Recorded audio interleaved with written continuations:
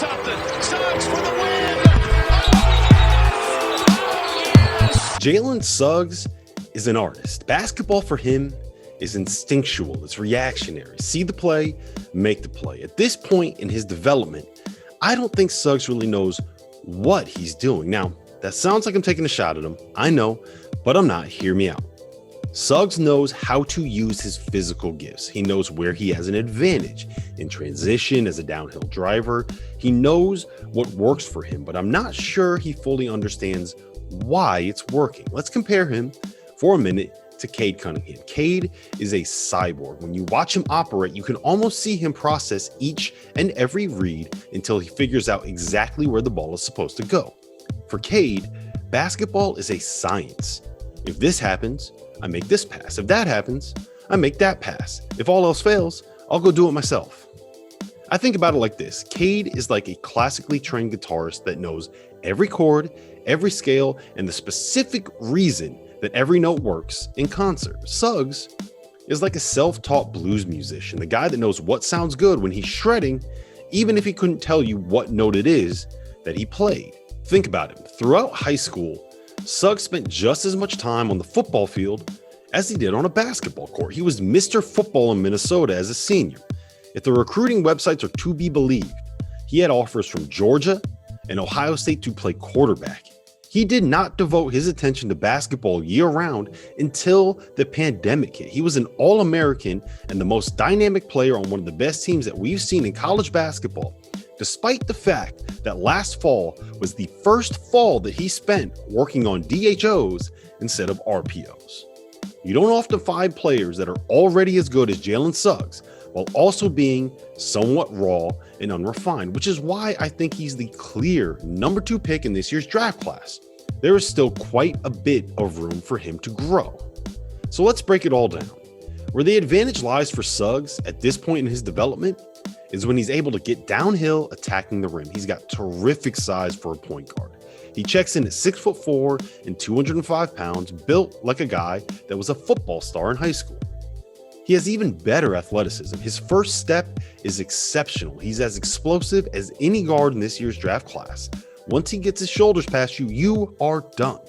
The play that stands out the most for me came in the first game of the season against Kansas. Suggs came off a ball screen, and after freezing the defense with a hezzy, he needed one dribble to go from the edge of the logo to the rim, splitting 4 Kansas defenders in the process. That's not normal.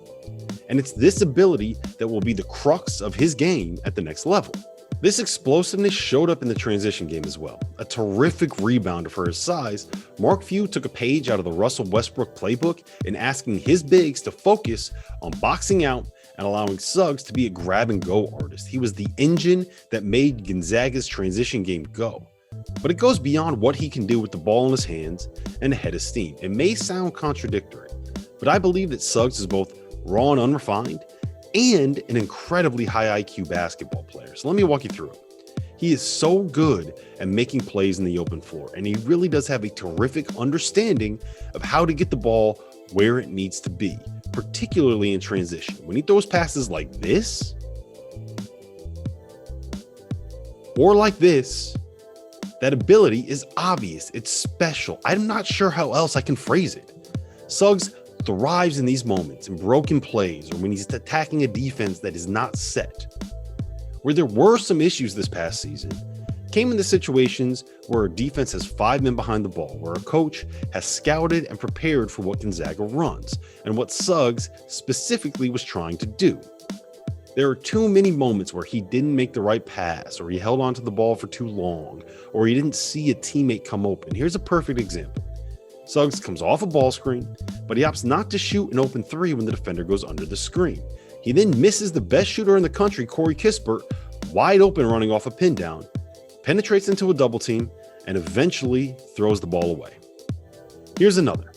Suggs comes off the ball screen, draws 3 defenders, including Kispert's man, who's reaching for a steal. And instead of hitting his shooter, he tries to force a pocket pass to Drew Timme. Turnover. Truth be told, I am not all that concerned about this. Look, if you're going to be able to play 2 sports at the level that Suggs did while playing the positions that he does, point guard and quarterback, you have to be intelligent, you have to be coachable, and you have to have a work ethic. All those concerns, all those red flags, film work and gym time can solve it easily. The same can be said about some of the other concerns in his game. The lesser of the two evils is Suggs' handle. It's sloppy. He gets the ball taken away from him too often. There's no question in my mind that he needs to tighten that up. But the bigger red flag is his shooting. Suggs shot just 33.7% from three as a freshman and under 30% on catch and shoot threes. That is a major concern. But again, I'm not all that worried about it. Suggs shot better than 76% from the line.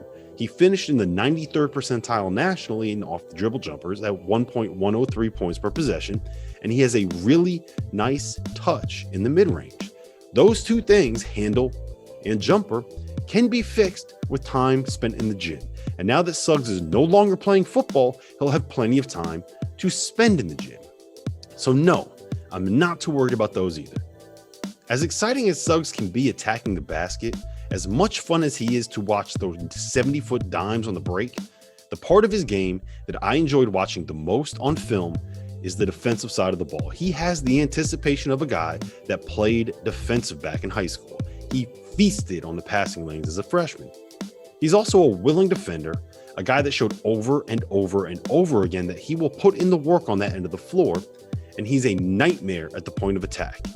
Given his size, I think he should be able to guard multiple positions in the NBA. But again, some of that needs to be refined. And this is actually where I think the best summation of Suggs as a prospect can be given.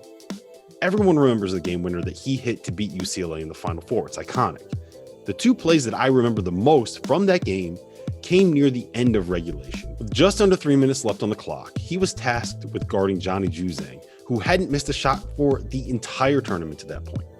After an entry to Cody Riley in the post, Suggs left Juzang on the strong side of the floor to double.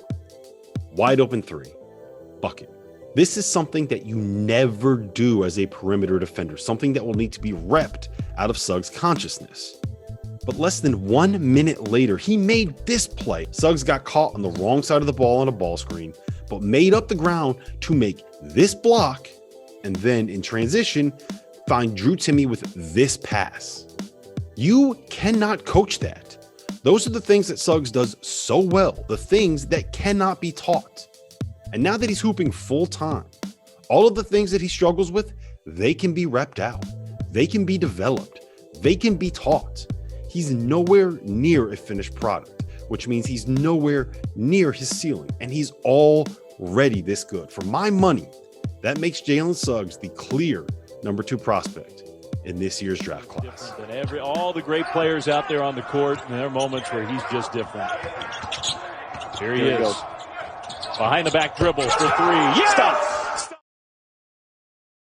Thanks for watching the video, guys. If you liked what you saw here, please hit that like button. Please hit that subscribe button. Maybe leave a comment. Interactions like that really do help grow the channel, and they help more people like you find this content. So if you liked what you saw here today and you want to help me out, that's all you got to do.